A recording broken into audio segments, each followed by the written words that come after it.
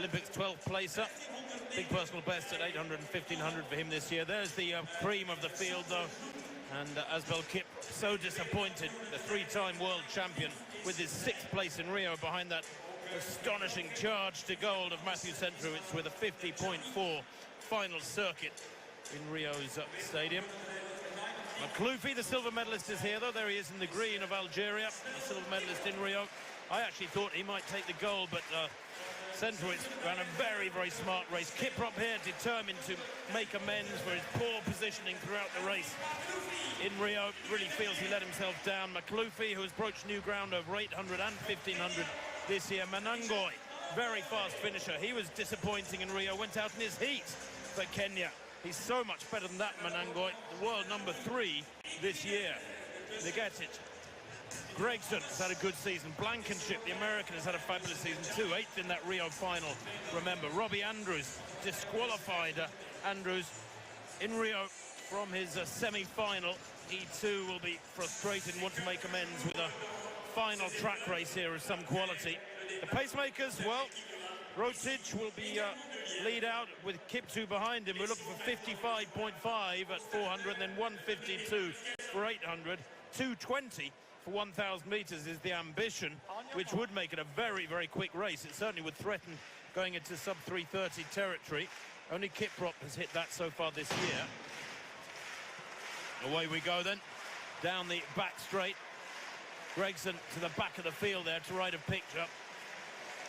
And that tall, loping style of Asbel Kiprop in the blue vest sees him slot in behind the pacemakers. He's gone off quickly, he looks ambitious here. McLoofy just getting involved in a bit of traffic there into 4th place, holding his hand out as if say, I'm turning left now, okay? Igida it is too, who was 5th in Rio, who slots into 5th place here, and it is quick, there's no doubt about that as they come down the home straight. Remember, we're looking for a 55 first lap. They should go through here in about 41 or 42 seconds, Stuart.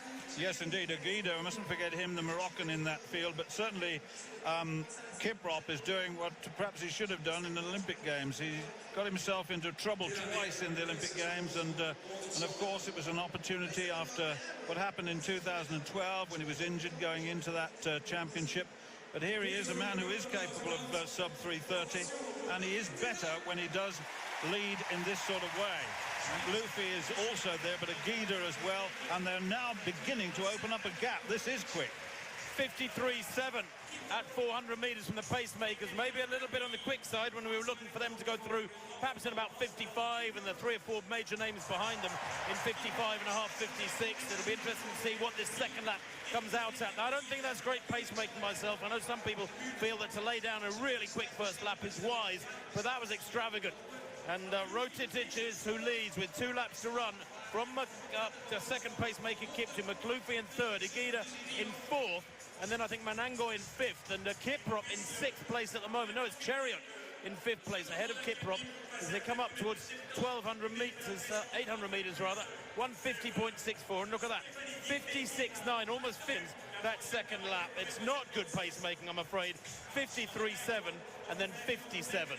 It's a huge difference, almost 3.5 seconds difference between the opening laps. McLoofy, though, is strong. We know that he's powerful in this sort of a race, as indeed is Igida, who's a sub-13-minute 5,000 meter runner. He looks comfortable there in 3rd place. I think they've slowed, and frankly, the pacemaker Kiptu should just get out of the way now. He should have done that a couple hundred meters back. Let them race it now. Single file. His 3rd lap will have been the slowest, I suspect, of the race so far. It's interesting to see Ingebrigtsen coming through into contention, which is now moving into 5th place as they go through the bell. But certainly Aguida is there. McLoofy, who of course got the 2 silver medals in Rio at 15 and 800 meters, and looking in very good form. And Aguida looks good too. So a little bit of a gap opening up. And Kiprop really now needs to start to make an attack if he's going to impose himself on this race. 59 seconds that 3rd lap. It was dreadfully slow. It's McLoofy from Igida, then Chariot. Ingebrigtsen in 4th place is having a fabulous run at the moment. Could be a personal best for the Norwegian here.